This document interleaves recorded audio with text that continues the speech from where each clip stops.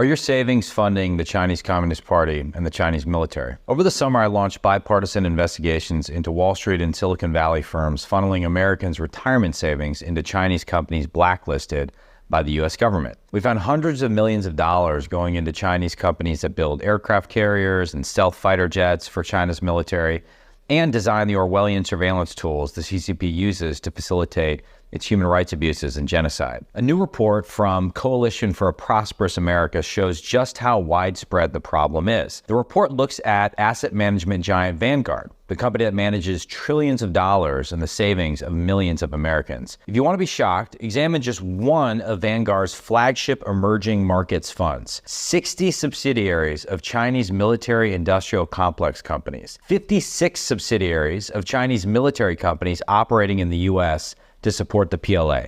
20 companies that are prohibited from using American technology because of their ties to the PLA. 8 companies that use Uyghur forced labor.